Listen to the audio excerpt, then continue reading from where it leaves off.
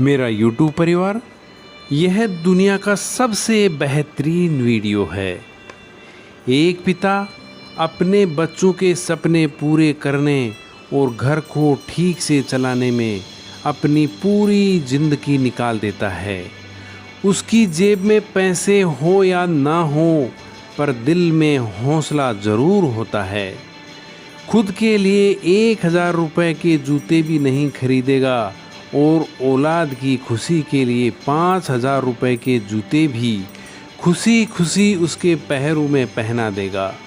माँ 9 महीने बच्चों को कोख में रखकर सींचती है और पिता जीवन भर उसकी परवरिश खुशी खुशी करता है।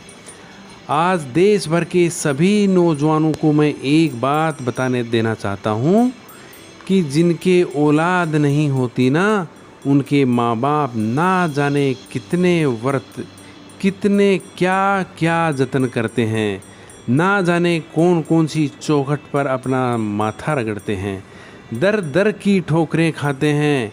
और जिस दिन उनकी गोद में कोई नन्हा मेहमान आता है, वह माँ बाप उसी पल से उसकी सारी जिंदगी की चिंताओं को अपने पर ले लेते हैं। शादी, विवाह, पढ़ाई लिखाई, सब की फिक्र उसी पल से उनको होने लगती है। हर माँ बाप थोड़ा थोड़ा पैसा बचाकर अपनी नन्ही बेटियों के लिए ज्वेलरी एवं गहना बनवाना शुरू कर देते हैं ताकि उसकी शादी में काम आ सके। एक बाप अपने जीवन भर की बचत एवं प्रोविडेंट फंड का तमाम पैसा एक झटके में हंसते हंसते अपने बच्चों को दे देता है ताकि किसी तरह उनके बच्चे कामयाबी की कोई भी सीढ़ी चढ़ सके। माँ बाप अपने बच्चों के लिए किसी भी हद तक जाने को तैयार रहते हैं। मैं खुद एक प्यारा सा बच्चा और क्यूट सी एक बच्ची का पिता हूँ और यकीन मानिए, अगर कोई मुझे गारंटी दे कि किसी पहाड़ पर चढ़ने से मेरे बच्चे का फ्यूचर सिक्योर होगा, तो मैं बिना देर किए नंगे पांव उस पहाड़ पर चढ़ना शुरू कर दूंगा। और मेरी ही तरह दुनिया के हर माँ बाप ऐसा ही करेंगे। माँ बाप चाहे कितने भी कामयाब हो, कितने भी सक्सेस हों, परंतु जब बात अपने बच्चों की आती है तो हर माँ बाप सिर्फ एक साधारण माता पिता होकर रह जाते हैं। शाहरुख खान कितने ही बड़े बादशाह हैं, दुनिया उनकी सिर्फ एक झलक पाने को बेताब है। उनकी फिल्मों का बॉक्स ऑफिस कलेक्शन अरबों रुपए का है। वह जिस रोड से गुजरता है, सड़कें जाम हो जाती हैं। उनकी सिर्फ एक झलक पाने को उनके घर मन्नत के आगे लोगों का सैलाब लगा रहता है। ऐसा स्टारडम, ऐसी प्रसिद्धि बहुत ही भाग्यशाली व्यक्तियों को नसीब होता है। और जब नारकोटिक्स डिपार्टमेंट उनके बेटे आर्यन को अरेस्ट करता है, वही सुपरस्टार शाहरुख खान, वही स्टारडम जिसके पास दुनिया के सभी रिसोर्सेज एवं संसाधन उपलब्ध होते हुए भी वह समीर वानखेड़े के सामने हाथ जोड़े नजर आए। उनके फ़ोन की चैटिंग लीक हो गई थी जिसमें शाहरुख खान, वही स्टारडम, समीर वानखेड़े से रिक्वेस्ट करते हुए नज़र आ रहे हैं और बार बार निवेदन कर रहे हैं कि आप मेरे बेटे को छोड़ दें। दुनिया का सबसे बड़ा सुपरस्टार जिसे दुनिया झुका ना सकी और औलाद की 2 आंसू ने उसे तोड़ कर रख दिया, वह पूरी तरह से झुक गया, नतमस्तक हो गया, सिस्टम के सामने पूर्णतया दंडवत हो गया। पिता होना कितना मुश्किल है, पिता होना कितना मुश्किल होता है। राजा दशरथ को देखिए, वो कितने पराक्रमी राजा थे। उनके पराक्रम का डंका तीनों लोकों में बजता था। जब देवता और दानवों के बीच लड़ाई हुई तो स्वयं इंद्र भगवान राजा दशरथ से मदद मांगने आए। दानवों की सेना जिस राजा दशरथ के नाम से कांपती थी, जिस राजा के नाम से ही दानव सेना में भगदड़ मच जाया करती थी एवं राजा दशरथ की उपस्थिति मात्र से ही बहुत से युद्ध जीत लिए जाते थे, उसी राजा ने अपने पुत्र श्री राम के बिछड़ते ही अपने प्राण त्याग दिए। इतना पराक्रमी राजा भी पुत्र मोह से ऊपर ना उठ सका। पिता होना कितना मुश्किल होता है, पिता होना कितना मुश्किल होता है। पुत्र मोह की वजह से ही हस्तिनापुर राज्य बिखर गया था। जब हस्तिनापुर के महाराज धृतराष्ट्र ने अपने नालायक बेटे दुर्योधन को राजा बनाने की इच्छा पाली और उस इच्छा को कार्य रूप देने की कोशिश करी तो महाभारत का युद्ध हो गया। धृतराष्ट्र ने अपने पुत्र मोह में पड़कर अपने समूचे वंश का नाश करवा दिया। वह जानते हुए भी पुत्र मोह में पड़कर पांडवों के साथ अधर्म करते रहे।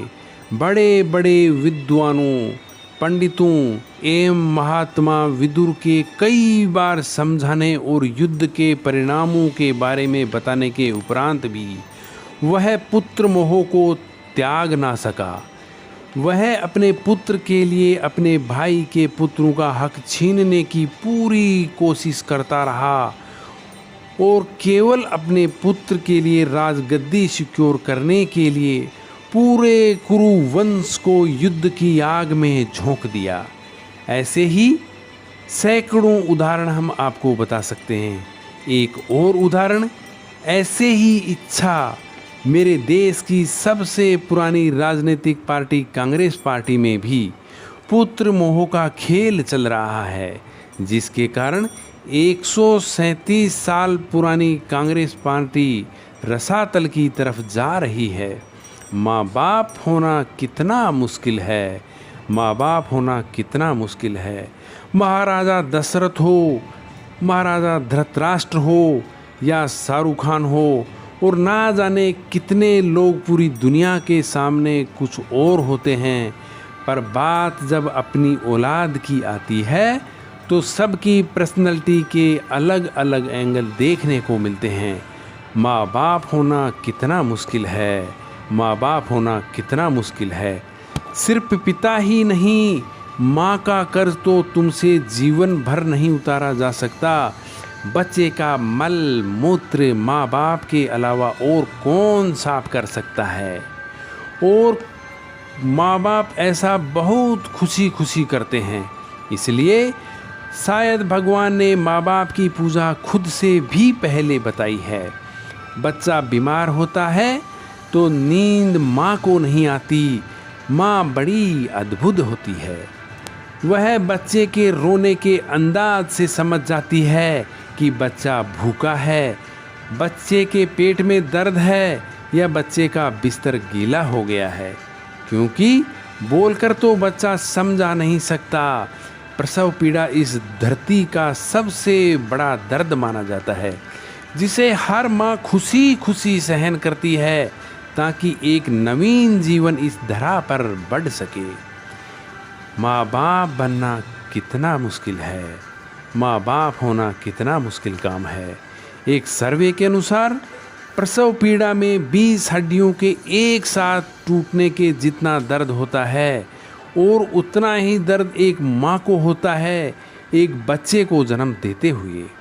याद रखना, इस दुनिया में सिर्फ एक रिश्ता बिना स्वार्थ के होता है और वह होता है माँ बाप का अपने बच्चों के साथ। उनका बच्चों में इतना इंटरेस्ट होता है कि उनके बच्चे कामयाब बने, नेक बने, स्टारडम बने, प्रसिद्धि पाएं। इसके अलावा उनका कोई सेल्फ इंटरेस्ट कभी नहीं होता है। आज के इस वीडियो में मैं बात करना चाहता हूँ आज की जनरेशन से, उनके अपने माँ बाप से रिश्तों के बारे में। सबसे पहले मैं स्वीकार करना चाहता हूँ कि आज की जनरेशन हर लिहाज से पिछली सभी जनरेशन से बेस्ट है, क्योंकि जितना एक्सपोजर इनको मिला है उतना तो किसी भी जनरेशन को नसीब ही नहीं हुआ। मैंने मोबाइल फ़ोन का इस्तेमाल करना शुरू किया जब मैं 32 साल का था। मेरी बेटी ने फ़ोन और लैपटॉप का इस्तेमाल शुरू किया जब वह 5 साल की थी, मात्र 5 साल की। जितना टैलेंट आजकल के बच्चों और युवाओं में देखने को मिलता है, इतना टैलेंट पहले कभी नहीं था। और मैं ये सिर्फ आपका दिल रखने के लिए नहीं कह रहा हूँ, बल्कि मैं इस बात को फील करता हूँ। आज के इस दौर में 98 से 100% मार्क्स कई स्टूडेंट आराम से लेकर आ रहे हैं, और यदि कोई बच्चा 90 से 100% नंबर ला रहा है तो किसी को कोई हैरानी नहीं होगी। लेकिन हमारे दौर में सब सब्जेक्ट के मिलकर भी कई बच्चों के 100 नंबर भी नहीं मिल आ रहे थे। तो ये बात बिल्कुल तय है कि आज की पीढ़ी में टैलेंट की कोई कमी नहीं है। लेकिन कहानी में ट्विस्ट कब आता है? जब बच्चे 14 से 20 की उम्र में होते हैं। अब इनके हार्मोन्स जंप करने लगते हैं, और इनका सबसे गंभीर असर यह होता है कि यह हार्मोन्स बच्चों को पेरेंट्स से दूर कर देते हैं, क्योंकि इस उम्र में बच्चों को चाहिए आज़ादी, और आज़ादी माँ बाप देते नहीं, क्योंकि वे जानते हैं इस तरह की आज़ादी के लिए यह उम्र सही नहीं है। तो पेरेंट्स रोकते हैं, टोकते हैं, समझाते हैं, क्योंकि उनको पता है कि यह उम्र फिसलने वाली है। यह वह उम्र है जिसमें बच्चे का भविष्य बन भी सकता है और बर्बाद भी हो सकता है। और बच्चों को लगता है कि यही दो लोग मेरे दुश्मन हैं, यही दो लोग मेरे सबसे बड़े दुश्मन हैं। यहाँ बच्चे अब माँ बाप से झूठ बोलना शुरू कर देते हैं, चीज़ें छुपाना शुरू कर देते हैं। बच्चों को दोस्तों के साथ रहने में ज़्यादा मज़ा आने लगता है। अपने ही माँ बाप अब दुश्मन दिखाई पड़ने लगते हैं। अब किसी बात पर माँ बाप डांट दें तो आजकल के बच्चों का एक फेवरेट डायलॉग है, पापा आप आउटडेटेड हो, पापा आप सटिया गए हो। और अगर बच्चे ऐसा कर रहे हैं तो मुझे इसमें कोई हैरानी की बात नज़र नहीं आती। यह नेचुरल है, सभी करते हैं। और आज के 25 साल बाद उनके बच्चे भी ठीक इसी इंटेंसिटी से ऐसा ही करेंगे। यह एक साइकिल है, चलता रहेगा। एक और कहानी होती है कि बच्चे अपने पेरेंट्स से तो नफ़रत करते हैं और दूसरे पेरेंट्स की बात खुशी खुशी सुन लेते हैं। मैं अपना एग्जाम्पल देता हूँ। आज बहुत लोग मेरी बात सुनते हैं और मानते हैं, दूर दूर से कंसल्टेशन लेने आते हैं, पर मेरी अपनी बेटी को समझाने मेरे पसीने छूट जाते हैं। कपिल शर्मा शो में आमिर खान का भी यही प्रॉब्लम है, जो उन्होंने बताया कि सभी इस तरह के बच्चे अपने करियर की सलाह लेने उसके पास आते हैं, पर मेरे अपने बच्चे मेरी बात नहीं सुनते हैं। बच्चे बात सुने या ना सुने, यह मेरा प्रॉब्लम नहीं है। मेरी चिंता कुछ और है, वह बताता हूँ। मैं एक दिन अपनी बेटी के स्कूल में गया, जहाँ उसकी प्रिंसिपल ने मुझे इनवाइट किया। उसका कोई एनुअल डे प्रोग्राम था। मैंने वहाँ भी यही कहा कि मेरी चिंता बच्चों की परसेंटेज को लेकर कुछ ज़्यादा नहीं है। मैं जानता हूँ कि स्कूल और कॉलेज में पढ़ाई जाने वाली 90% बातें जो ज़िंदगी के स्कूल में कहीं काम नहीं आती। मुझे तो याद ही नहीं है कि कब sine theta upon cos theta equal to tan theta होता है। मैंने इनको अपनी ज़िंदगी में कहीं इम्प्लीमेंट नहीं किया। यहाँ पर देखने वाली बात है कि बच्चे किसी गलत संगत में पढ़कर कोई गलत रास्ता ना ले लें, क्योंकि कुछ रास्ते ऐसे हैं जिनमें वापसी करीब करीब ना होती है। जैसे नशे का रास्ता, जहाँ एक बार इंसान चला जाए तो फिर वापस नहीं लौटता। आदमी एक गलती करता है और फिर उसे रास्ता कभी नहीं मिलता। और मेरी तो सभी स्कूल टीचर से बस इतनी ही उम्मीद है, गुजारिश है कि वह बच्चों को एक अच्छा इंसान बना दें, क्योंकि टीचर आज जो पढ़ाते हैं या पढ़ाने वाले हैं उससे ज़्यादा ज्ञान तो गूगल पर एक क्लिक में अवेलेबल है। आज टीचर की रेस्पॉन्सिबिलिटी पहले से कहीं ज़्यादा हो गई है। वह अपने स्टूडेंट को मॉडल वैल्यू सीखने, देश के लिए कुछ करने का जज्बा भर दें तो सोने पर सुहागा हो जाए। और बच्चे कुछ भी छोटी बड़ी बातें अपने टीचर या पेरेंट्स से डिस्कस ज़रूर करें। उन्हें समझाएं कि अगर कोई भी प्रॉब्लम है तो उसका हल ज़रूर है। आज की बेहद होनर जनरेशन ने इतनी रिक्वेस्ट करना चाहता हूँ कि पिता की इज्जत राम की तरह करना, कि पिता के वचन पूरे करने के लिए भगवान श्री राम ने अपने मूल्यवान जीवन के 14 बरस कठोर वनवास में गुजार दिए, और वह भी खुशी खुशी से। आपके माँ बाप को आपसे कुछ नहीं चाहिए, वह तो अपने जाने के बाद अपनी सारी प्रॉपर्टी संपत्ति आपको ही देकर जाने वाले हैं। आज से 3 चीज़ें रोज़ शुरू कर दें। अगर अब भी नहीं कर पा रहे हैं तो पहली बात, रोज़ कम से कम 30 मिनट अपने पेरेंट के साथ ज़रूर गुजारें। इधर उधर की बातें, कैसी भी बातें करें, खुद हंसें, उन्हें हंसाएं, कोई जोक सुनाएं, उनसे कोई पुरानी यादें ताज़ा करवाएं, उनकी स्कूल कॉलेज की बातें करें, कुछ किस्से पूछें उनसे कैसी भी बात करें पर बात करें। और देखना, अपने स्कूल कॉलेज के किस्से बताएंगे ना, जब उनकी आंखों में चमक आना शुरू हो जाएगी। क्योंकि दोस्त, जैसे जैसे आप बड़े हो रहे हैं ना, आपके माँ बाप बूढ़े हो रहे हैं, और यह समय फिर नहीं आएगा। उनके जाने के बाद बड़ा अफसोस होता है कि काश यह कर लेता, वो कर लेता। उनका कर्ज सारी ज़िंदगी नहीं उतार सकते, पर अपना समय उनको देकर उस कर्ज का इंटरेस्ट ज़रूर कम कर सकते हैं। मुनव्वर राणा का एक शेर है कि लौट कर जैसे भी हो ऐजान ए पिदर घर आ जाना। लौट कर जैसे भी हो ऐजान ए पिदर घर आ जाना, और वक्त रुस्खत हमें इज्जत से सलामी देने। जब डुबोने दरिया तो नज़र आ जाना। आस पास ही रहना अपने माँ बाप के। दूसरी बात, भूल कर भी कभी अपने माँ बाप से ऊंची आवाज़ में बात नहीं करना। उनको कभी यह एहसास ना हो जाए कि अब हम बूढ़े हो रहे हैं, कमज़ोर हो गए हैं, इसलिए हमसे ऐसे बातें की जा रही हैं।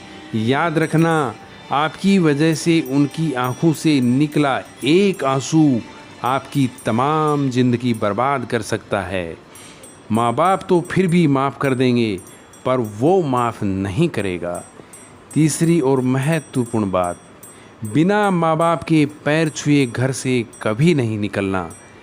अपने दिल की शुरुआत, अपने दिन की शुरुआत उनके आशीर्वाद लेकर ही करना। मैं आपको ही अपने पर्सनल एक्सपीरियंस से बता रहा हूँ कि एक ऐसा सुरक्षा कवच है जो आपको बड़ी से बड़ी मुसीबत से बचा देगा। दिल से दिए उनके आशीर्वाद को भगवान भी नहीं टाल सकते। बस ये 3 चीज़ों पर अमल करना शुरू कर देना।